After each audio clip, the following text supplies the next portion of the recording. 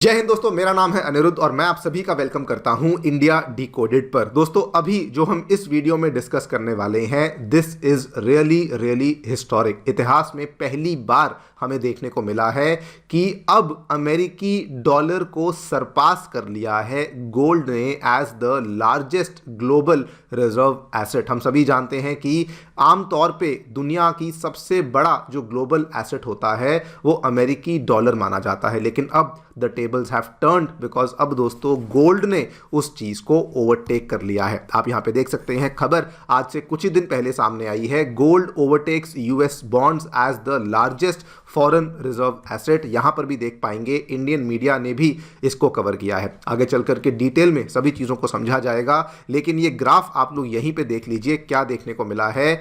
दोस्तों, ये वाली जो लाइन आप देख पा रहे हैं ना, जो ये वाली लाइन आपको ये ग्रे कलर की लाइन देखने को मिल रही है, दिस इज बेसिकली ये गोल्ड के ग्लोबल रिजर्व्स हैं जो हमें देखने को मिलते हैं, और ये जो ब्लैक कलर की लाइन आपको देखने मिल रही है ये यूएस डॉलर का ग्लोबल रिजर्व्स में इनका कंट्रीब्यूशन या फिर इनका शेयर है। और आप देखिए ये चार्ट कहां से शुरू होता है, 2006, 7, 8, 9, 10, 11 से शुरू होता है और देखते चलिए 2023, 2024 तक इसमें अच्छा खासा गैप आपको देखने को मिलता है। लेकिन अभी सडनली हम लोग पहली बार ये देख रहे हैं कि ये वाला जो डिफरेंस है अब ये ना केवल क्लोज हो चुका है बल्कि यूएस डॉलर की जो यहां पे वैल्यू है ग्लोबल रिजर्व्स में वो कम हो चुकी है, और गोल्ड की जो ये ग्रे कलर की रेखा है इसकी जो वैल्यू है ग्लोबल रिजर्व्स में ये यहां पे बढ़ चुकी है। एग्जैक्टली क्या आंकड़े हैं, क्यों हुआ है, इन सभी चीजों के बारे में हम लोग आगे चल करके डिस्कस करेंगे, लेकिन this is very very historic. इसके पहले भी ऐसी चीज 1996 में हुई थी, लेकिन वो हिस्टोरिक नहीं मानी जा रही थी बिकॉज उस टाइम पर जो फैक्टर्स थे इसके पीछे वो कुछ और थे। लेकिन आज जो यहां पे चीजें हुई हैं ये वाकई में बहुत ज़्यादा गेम चेंजिंग चीज़ें हम लोग विटनेस कर रहे हैं। इसी पूरी चीज़ के बारे में हम लोग चर्चा करने वाले हैं, क्या एग्जैक्टली देखने को मिला है, क्या इसके नंबर्स हैं, क्यों मैं इसको हिस्टोरिक कह रहा हूं, और असल में ये पूरी चीज़ यहाँ पर हो रही है तो क्यों हो रही है। आइए शुरू करते हैं मेरे साथ। मेरा नाम है अनिरुद्ध। यदि आप लोग हमें फॉलो करना चाहते हैं, हमारे लेक्चर्स के अपडेट्स को प्राप्त करना चाहते हैं तो दिए गए टेलीग्राम चैनल के माध्यम से कर सकते हैं, व्हाट्सएप चैनल के माध्यम से भी कर सकते हैं। अगर आपको हमारा कॉन्टेंट पसंद आता है, अलाइन होते हैं तो दिए गए क्यूआर कोड के माध्यम से हमें सपोर्ट भी कर सकते हैं। All right, directly coming to the news, क्या देखने मिला है।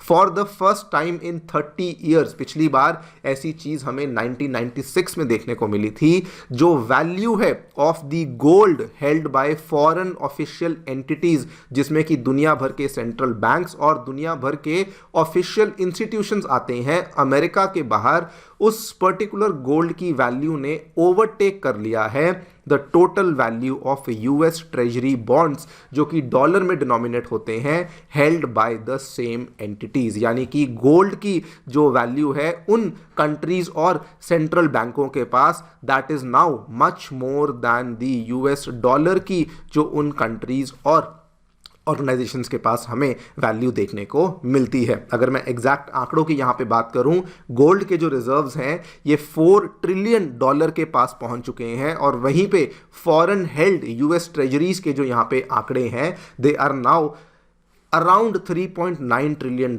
यानी कि क्लियरली गोल्ड ने अब उनको सरपास कर लिया है। ये डेटा एक तरफ तो वर्ल्ड गोल्ड काउंसिल का है और दूसरी तरफ आईएमएफ के डेटा के साथ इसको वेरीफाई भी किया गया है। ये दोस्तों हमें ऐसा इंसिडेंट इसके पहले 1996 में देखने को मिला था, लेकिन वो इतना हिस्टोरिक इंसिडेंट नहीं था। जैसा हम लोग अभी पिछले कुछ 2-3 सालों से देख रहे हैं, वैसा ही कुछ 1996 में भी हुआ था कि गोल्ड की जो वैल्यू थी ये बहुत ज़्यादा बढ़ चुकी थी, और यही कारण था जिस वजह से दुनिया के जो सेंट्रल बैंक्स थे, जो बाकी ऑर्गेनाइजेशंस और इंस्टीट्यूशंस थे, उनके पास जो पड़ा हुआ गोल्ड का रिजर्व था उसकी वैल्यू बहुत बढ़ गई थी। लेकिन ये गेम चेंजिंग इवेंट नहीं माना जाता था। लेकिन दोस्तों 2026 में सिचुएशन काफ़ी डिफरेंट है। गोल्ड की वैल्यू तो बड़ी ही बड़ी है। पिछले 2-3 वर्षों में आप देख सकते हैं ऑलमोस्ट हमें 70 to 80% की बढ़त देखने को मिली है। लेकिन इस बार जो बहुत डिफरेंट हुआ है, सेंट्रल बैंकों के द्वारा, दुनिया भर के सेंट्रल बैंकों के द्वारा खास रूप से इमर्जिंग मार्केट्स के द्वारा जम करके यहाँ पे गोल्ड की परचेस को किया गया है। आप यहाँ पे देख सकते हैं पूरा का पूरा डेटा आपको 2025 का बताता हूँ। अगर मैं 2025 की बात करूँ, पोलैंड, कजाकिस्तान और ब्राज़ील यहाँ पे सबसे बड़े लीडिंग नेट बायर्स देखने को मिले हैं। चाइना और टर्की ने भी इस बार अच्छी खासी अपने गोल्ड में रिजर्व में एडिशन करी है। पूरा का पूरा टेबल देख सकते हैं। Poland has been the largest buyer in 2025, 83 tonne gold खरीदा है। कजाकिस्तान 41 टन, ब्राज़ील 31 से 32 टन, टर्की 26 टन और चाइना ने भी ऑलमोस्ट 25 टन के आसपास का गोल्ड खरीदा है। आरबीआई ने भी गोल्ड खरीदा है। हालांकि इस साल यानी कि 2025 में प्रीसीडिंग ईयर में आरबीआई ने कम गोल्ड खरीदा, लेकिन अगर आप 2024 का डेटा देखेंगे तो हमारी परचेज बहुत ही ज़्यादा शानदार थी। ऑलमोस्ट 72 टन के आसपास की परचेज थी। यस, इस साल कम रही है, लेकिन ओवरऑल जो इन सारी परचेजेस के बाद हमारे पास जो यहाँ पे टोटल आरबीआई के पास गोल्ड होल्डिंग्स हो चुकी हैं अपने फॉरेक्स रिजर्व्स में, वो ऑलमोस्ट 880 टन के आसपास पहुँच चुकी हैं। अब क्वेश्चन ये आता है कि आखिरकार दुनिया भर के सेंट्रल बैंक्स या फिर जो ये दूसरी इंस्टीट्यूशंस भी हैं, ये गोल्ड को ही एक्यूमुलेट क्यों कर रही हैं। देखिए, पहला रीज़न जो कि हम सभी जानते भी हैं, आप और मैं गोल्ड क्यों खरीदते हैं। गोल्ड को हमेशा एक बहुत बड़ा हेज माना जाता है, एक सेफ्टी बेट माना जाता है कि इन केस कल को महंगाई होती है, करेंसी में कोई रिस्क आता है, जियोपॉलिटिकल कोई ट्रबल आती है, उस केस में भले सब चीज़ों की वैल्यू गिर जाए, गोल्ड की वैल्यू आमतौर पे गिरती नहीं है और बल्कि ऐसे केसेस में गोल्ड की वैल्यू आमतौर पे बढ़ती ही बढ़ती है। लेकिन दोस्तों, अभी इससे हमें कुछ हटके देखने को मिल रहा है। यहाँ पर जो सेंट्रल बैंक्स कर रहे हैं वो केवल गोल्ड को खरीद नहीं रहे हैं, बल्कि वो कैटेगोरिकली यानी कि स्पेसिफिकली यूएस डॉलर से दूर भी जाते जा रहे हैं। उनके अंदर अब डाउट्स आ चुके हैं कि अमेरिका का जो फाइनेंशियल सिस्टम है वो उतना साउंड और उतना स्टेबल नहीं है। अगर आप देखें अमेरिकी डेट को लेके जो भी आंकड़े सामने आते हैं, 38 ट्रिलियन डॉलर का अमेरिकी डेट है जो कि आज की डेट में देखने को मिला है। एंड गेस व्हाट, ये उनकी जीडीपी से भी बहुत ज़्यादा देखने को मिलता है। And the most important part, उनकी सरकार, उनकी एडमिनिस्ट्रेशन इस डेट को कम करने में नहीं बल्कि जो भी स्टेप्स ले रही है केवल उस डेट को बढ़ाया ही जा रहा है। इसीलिए जो यहाँ पे बैंक हैं वो बेसिकली गोल्ड को प्रेफर कर रहे हैं और अमेरिकी ट्रेजरीज, अमेरिकी बॉन्ड्स में उनका इंटरेस्ट कम हो गया है। और ऑब्वियसली दूसरा डाइवर्सिफिकेशन वाला एंगल तो है ही।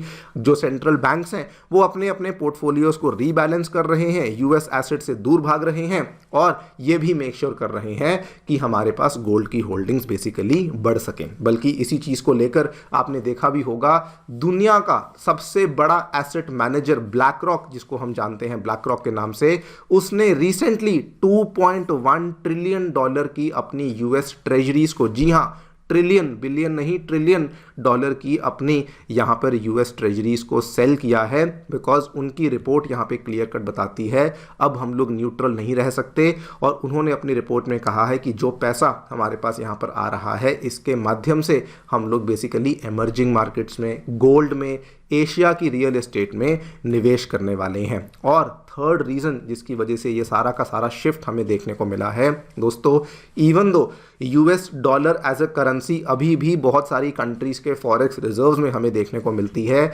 लेकिन एक स्पेक्यूलेशन बहुत ज़्यादा बढ़ चुकी है कि डॉलर का जो आने वाले टाइम में सेंट्रल रोल है वो शायद उतना खास नहीं रहेगा।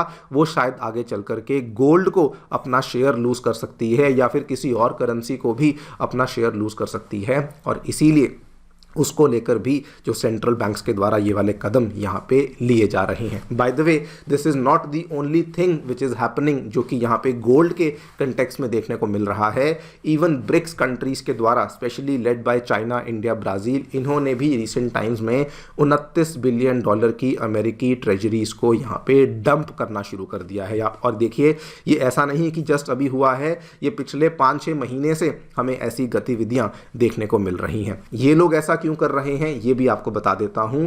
अभी तक क्या था, हिस्टोरिकली अमेरिका जब अपनी उसकी गवर्नमेंट बेसिकली बॉन्ड्स को लॉन्च करती थी, माना जाता था कि बहुत ही सेफ है, बहुत लिक्विड है और अमेरिका की इकोनॉमी बहुत ही प्रेडिक्टेबल है। यानी कि कल को अगर मान लीजिए कुछ भी दुनिया में ग्रो नहीं करेगा तो अमेरिका की इकोनॉमी तो वर्ल्ड की लार्जेस्ट इकोनॉमी है, ये तो ग्रो करेगी ही करेगी। मतलब आपका पैसा कभी डूबेगा नहीं, सेफ रहेगा, लिक्विड रहेगा और ग्रो भी करता रहेगा। लेकिन अभी क्या हो रहा है, अमेरिका के द्वारा अपने यूएस बॉन्ड्स को इतना ज़्यादा यहाँ पे लॉन्च कर दिया गया है, उसकी सप्लाई एक्सप्लोड कर चुकी है, डिमांड उसकी कम हो चुकी है, अमेरिका में इन्फ्लेशन अभी भी काबू में नहीं आ रही है, पॉलिटिकल रिस्क अमेरिका में बहुत ज़्यादा बढ़ चुके हैं और इसीलिए फिर भले वो कंट्रीज़ हों, फिर भले वो कंपनीज़ हों, वो यहाँ पे अमेरिका की ट्रेजरीज़ को, अमेरिका के बॉन्ड्स को लेने में बिल्कुल भी इंटरेस्टेड नहीं है। चाइना, इंडिया, ब्राज़ील तो कर ही रहे हैं, इवन जापान जो कि फॉरेन वर्ल्ड में सबसे बड़ा ट्रेजरी होल्डर था अमेरिकी ट्रेजरीज का, वो भी अब अपनी ट्रेजरीज को